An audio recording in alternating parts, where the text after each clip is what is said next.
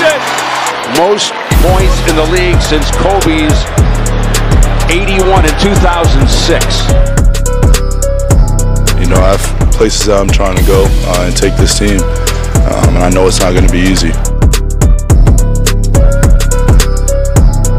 Bring the double at Booker.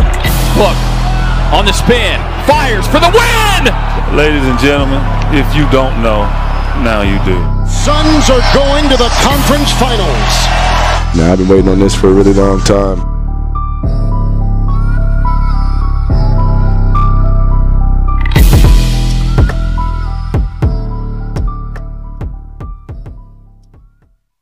Every story has a first page, and this one begins in the city of Grand Rapids, Michigan, where a young Devin Booker grew up with his mother as his dad pursued a career in professional basketball. Melvin Booker had been a standout player at the University of Missouri, being named the Big 8 Player of the Year before having a short NBA career. He would play in some lower-level pro leagues until 2008, deciding to retire from his playing days and adopt a new focus, helping craft his son into one of the top prospects in the country. I spent the first year just recruiting him. I was like a recruiter. You just had to fly to Michigan and try to convince him and his mom like the best move for him is to come to Mississippi, and it allowed me to work with him daily, not just on his physical, but his mental. Having a father involved that, you know, has been through similar situation. I'm not saying it was easy all the time. Me and my dad definitely bump heads, both being as competitive as we are, but he taught me to grind. After a summer of 4 a.m. workouts on the beach and intense training, Devin would enroll at Moss Point High School, where he entered the national basketball scene as a high-level sophomore. Between big performances for his school and appearances at all the top showcases across the country, Booker would emerge as a 5-star recruit during his time in Mississippi. I don't want anything given to me. It's not really about who's in front of you, but what are you going to do to get in front of them? Being credited as the best shooter in the country by many scouts, as well as showing a natural ability to score with ease, he began showing up on the radars of some of college basketball's greatest programs. After receiving offers from schools all across the nation, he elected to sign with Coach John Calipari and the University of Kentucky, where he would join one of the most decorated recruiting classes of all time. Kentucky's recruiting class in 2014 was unlike anything seen before, with 9 McDonald's All-Americans choosing to attend the university. In turn, this created a daily competition for a place at the top of the roster. Practices must have been brutal. Fun, competitive. We're doing a platoon system, so 5 in, 5 out during the game. And in practice, we scrimmaging. With only 5 spots on the floor available at a time and a roster loaded with talent, there were moments during Booker's freshman season that he was forced to fight for minutes. In 38 games for the Wildcats, Devin was never named a starter, averaging 10 points per game in a fluctuating role with the team. That being said, in his limited minutes, he still showed why he had been such a highly touted prospect, being named the SEC 6th Man of the Year and separating himself as the top shooter in all of college basketball. After a deep run in the NCAA tournament, Booker would join 8 of his teammates in declaring for the 2015 NBA draft, betting on himself and looking to prove that he had what it takes to take his game to new heights. Did you know you were as good at Kentucky when you were platooning and you did not get that many minutes? Did you know you could be this guy? Yes, and I know how hard I work, so I want to go match up with the best talent in the world. And once I was there, I was comfortable. Coming into the 2015 draft, many scouts around the league were projecting Booker as a primary three-point specialist at the next level, but there were questions about what his ceiling could be considering the lack of exposure he had in the crowded spotlight at Kentucky. After months of pre-draft workouts, on June 25, 2015, Devin Booker was selected by the Phoenix Suns with the 13th pick in the NBA draft. You know, when we were there on 13, and a lot of talented players, including Devin, were on the board. We were getting a ton of calls for the pick. You know, we just said, no, we have our guy. Coming off a mediocre 39-43 season in which they missed the playoffs for a 5th straight year, the Suns were looking for a spark to build their franchise around, and Devin Booker was ready to make himself feel right at home. I actually love the city of Phoenix. I first moved out here, and my brother moved with me, and I was like, dude, we're really like living on the West Coast. Like, this is unbelievable. When we were growing up in Michigan, you hear about the West Coast, but it's like a myth. I tell people this all the time, that I could actually see myself living here in the future. Early on in his rookie season, Devin was faced with the growing pains of being the new guy on a team with multiple vets, meaning he would have to earn his respect every single day. My daddy's like, are you ready for that league? It's all grown men. But you're going with grown men that have family and kids. They're playing for a different reason than you. Or they're going to look at you like the kid just playing basketball to have fun. They're going to treat you like bait out there. Are you ready for that each and every night?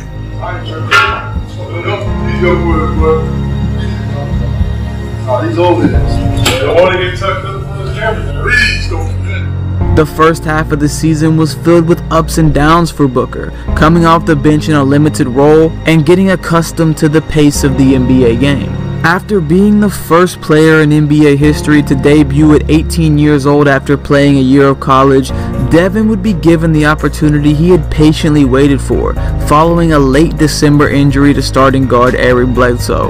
The absence of Bledsoe would open the door for Booker to slide into the starting lineup, and he was ready to take full advantage. In the shadows of the offseason, he had been quietly developing the other aspects of his game, looking to grow his all-around skill set rather than just relying on his shooting touch. And now he had the perfect platform to showcase it. After only producing 5 points per game in the first half of the season, Booker would more than double his average to 13 points per game in his increased minutes, writing his name in history books in the process. He became the 3rd youngest player to ever score a 30-point game, something he'd do 6 times throughout the season. He was the 4th youngest player to reach 1,000 points, trailing only LeBron, Kevin Durant, and Kobe, and would be named the youngest 3-point contest contestant in All-Star Weekend history. Throughout the season, Booker was forced to endure not only the roller coaster of being a rookie himself, but also the consequences of being on a team at the bottom of the NBA, playing against the NBA's best nightly. This year, I've had a few coaching changes, from the assistant coaches leaving first and now the head coach. I remember being at Kentucky and them preparing us for this situation, and they explained the business of the NBA and how it's a cutthroat league, so unpredictable, you never know what's going to happen. Whatever they're doing upstairs, you can't control that, you can only control your actions. I'm on cloud 9 right now to watch his progress and watch him work, because it's always been a dream of his when he was a little kid. And I just sold my house back home, and I just took the Kevin Durant fathead off his wall like a month ago, and just the other night he was out there on the court battling against Kevin Durant. So it's a surreal feeling to see my son out there compete against guys he used to look up to and idolize. By the season's end, Booker had established himself as one of the game's rising stars, a lone bright spot in an otherwise disappointing season for Phoenix. His performance had Suns fans excited about what his growth as a player meant for the future of the franchise, and Booker was prepared to answer the call. What was the season like compared to what you thought it was going to be like? Well, coming out of college and growing up, you don't realize the business of basketball, the coaching changes, all the trades. So I've seen pretty much all my rookie year, and I feel like anything I see from here on out isn't going to be new to me. Hopefully this impacts my career in a positive way. I got the opportunity that most rookies don't get. All my friends are playing 2-3 minutes a game, and just, I always think back to that to the beginning of the season when I wasn't even playing. So just knowing I have the opportunity every time I step on the floor, it makes you want to grind. The following offseason was an intense one for Devin, as he continued looking to expand his game and develop into one of the game's top offensive threats. After proving he could be the centerpiece for an NBA franchise, it was evident that Phoenix was ready for Booker to take on a larger role in the offense, and he was more than ready to carry the weight.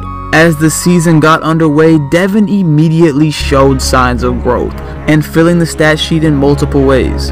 Gone were the days of people thinking he was only an off-ball shooting threat, as Booker had developed into one of the best on-ball scorers the game had to offer. His improved handles and ability to break the defense down one-on-one was a stark contrast to his initial scouting report, and it became clear that Devin was a rising star.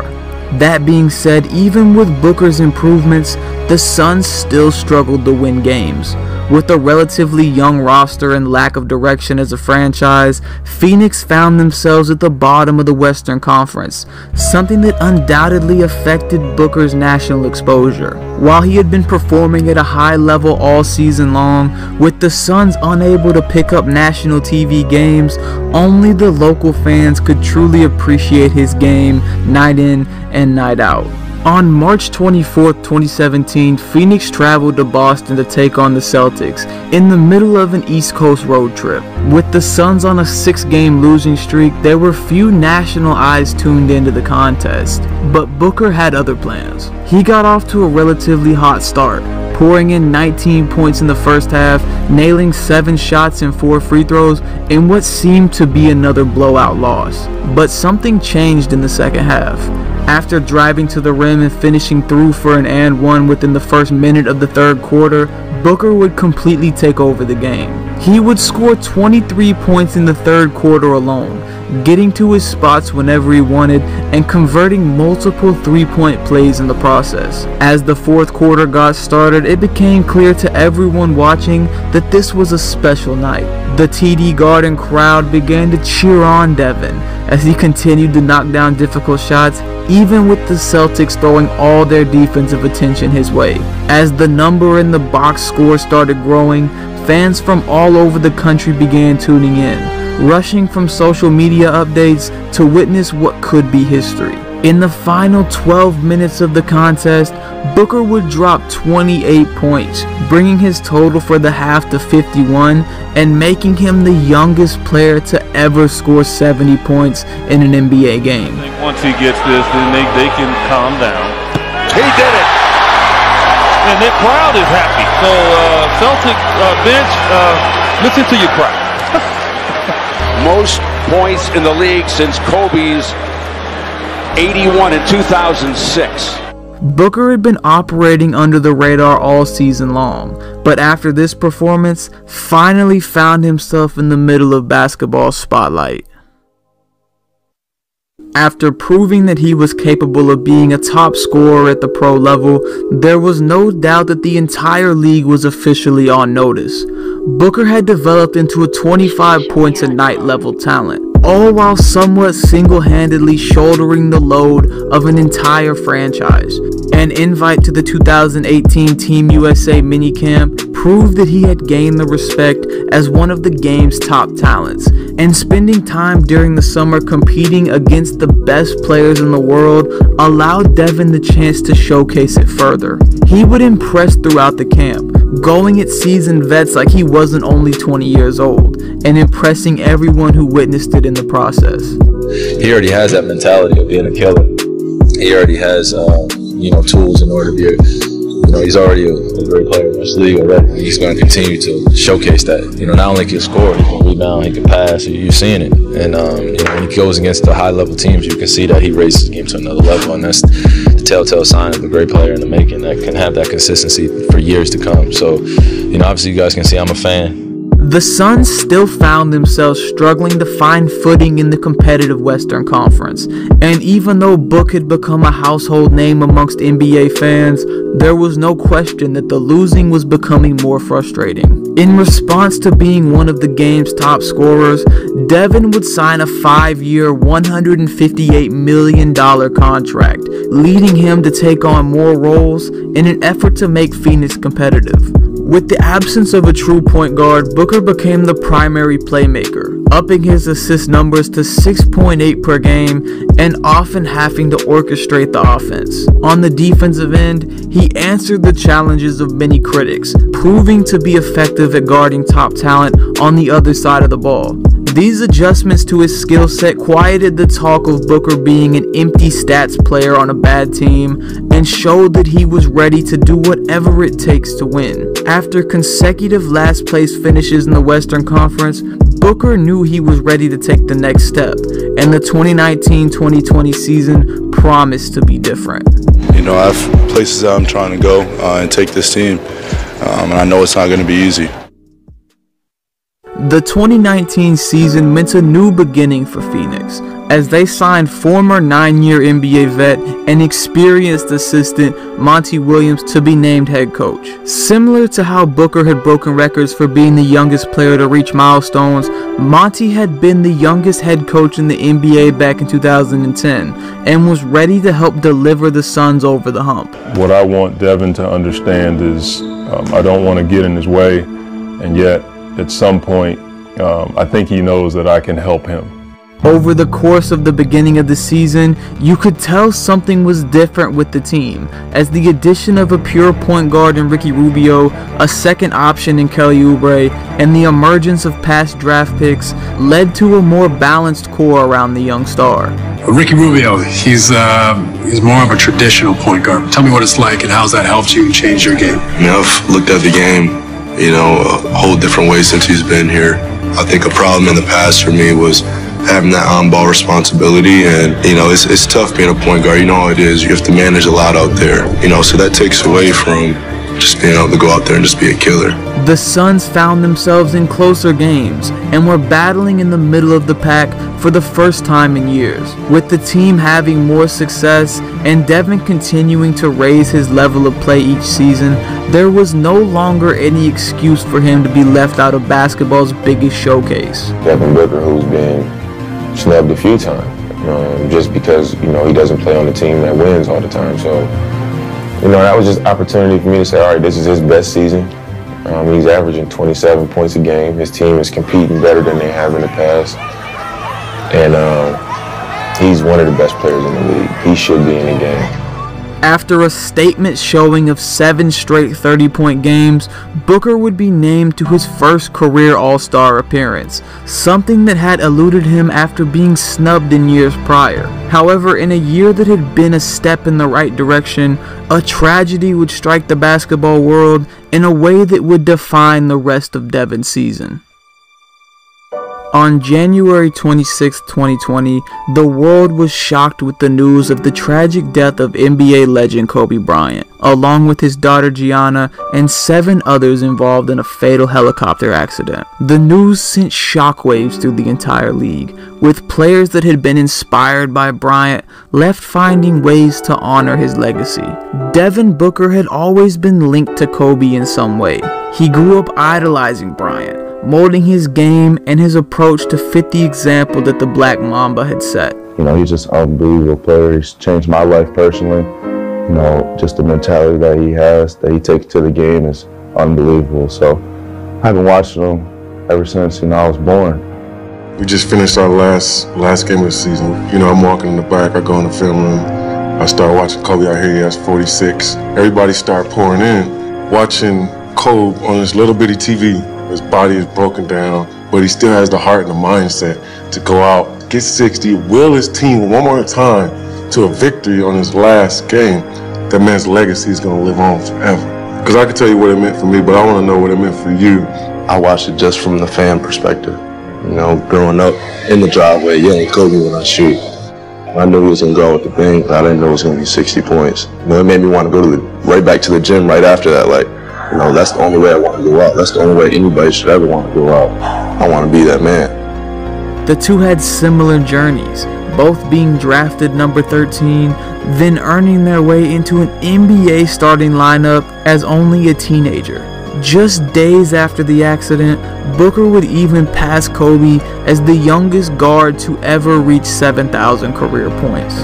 But it would be an interaction following Kobe's last game in Phoenix during Booker's rookie season that would define the impact that Bryant had on Devin's life. We had a short conversation on the court, and then he left me with, you know, meet me in the back. You know, let's chop it up for a little bit. I thought it was going to be a 2 to 3 minute convo, and it ended up being 15 to 20 minutes post-game. And that's when he signed the shoes to me. One shoe said, "To the young one," and the next one was, "To Book, be legendary." I got "Be Legendary" tatted on my arm. That's something that Kobe left me with, you know, in our final game against each other. That still keeps me motivated and will always keep me going. Kobe's call for Devin to be legendary is a statement that defines his approach to the game to this day. A challenge from one of the all-time greats to elevate his game to new heights. And with a new opportunity presenting itself from an unforeseen circumstance, Booker would do just that. He has the right attitude. He has the right competitive spirit. I think his footwork's extremely sound. His fundamentals are extremely sound. And now it's just about him figuring out exactly what his game is. Good evening, everybody. Ernie Johnson in Atlanta, Kenny Smith and Shaquille O'Neal. Charles Barkley will join us in just a moment.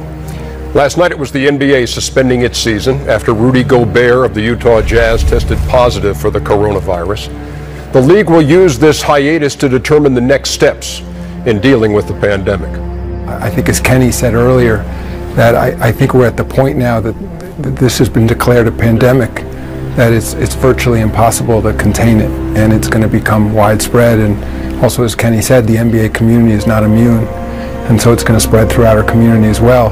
You could say, well, it changes day by day. This literally changes hour by hour in terms of what we know. So it was really a moment for us to step back, take a breath, ensure that everyone in the NBA community was safe and healthy and doing everything they needed to do to care for their families, and then give us some time to deliberate and figure out if there's a way that we can resume playing at some point. With the rise of the COVID-19 pandemic across the globe, players were left to exercise and work out in their own homes while the future of the season hung in the balance.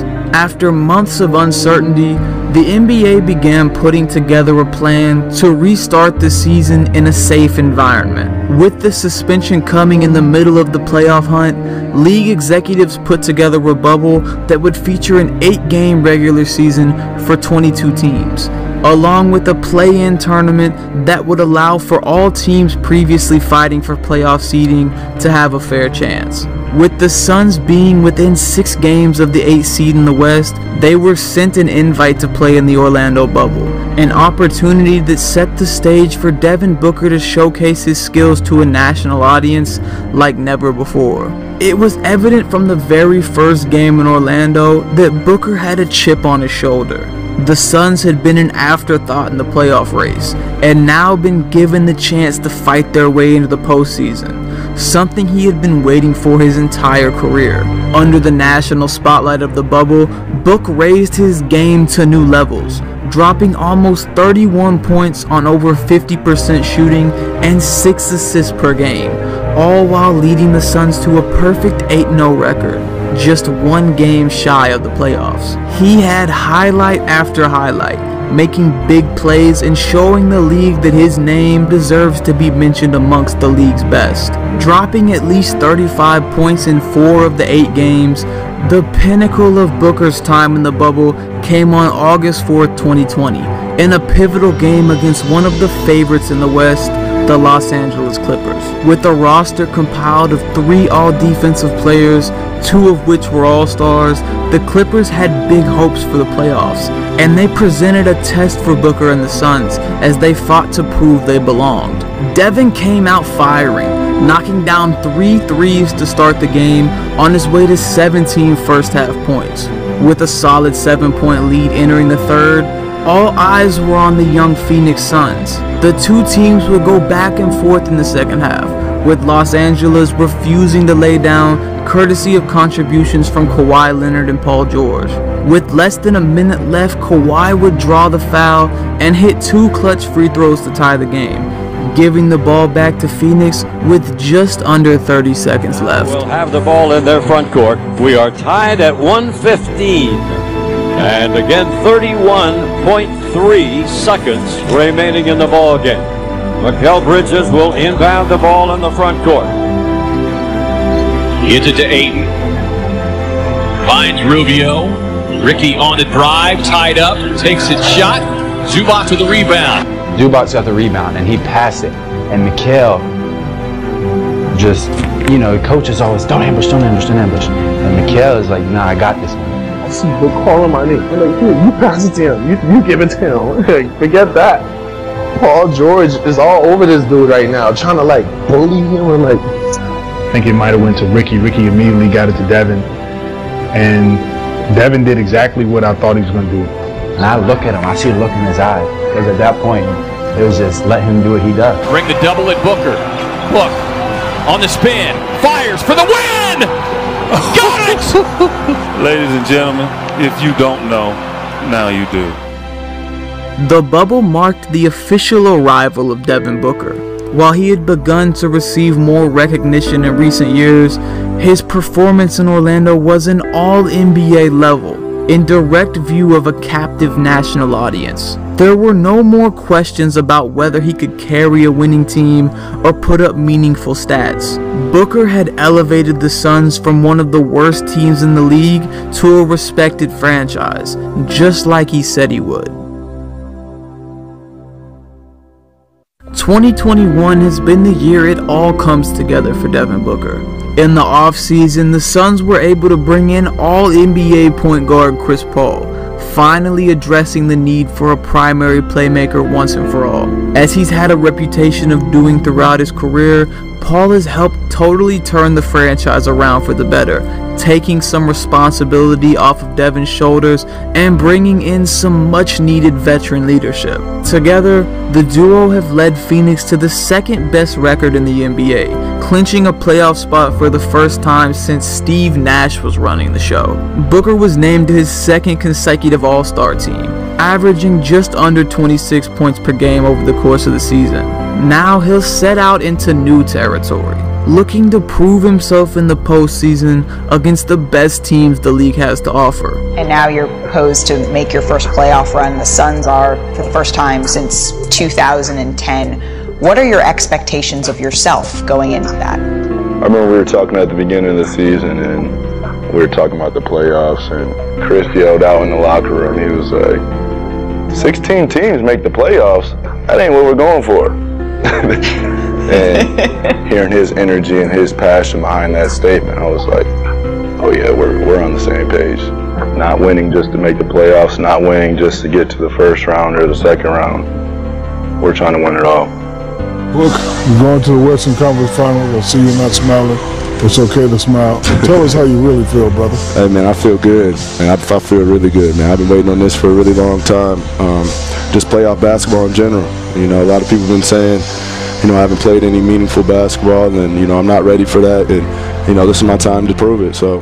Whether it be making a name for himself in high school out of Mississippi, earning playing time on a crowded Kentucky roster, or fighting for his chance to shine in the NBA, at only 24 years old, Booker has had to prove himself at every level along the way.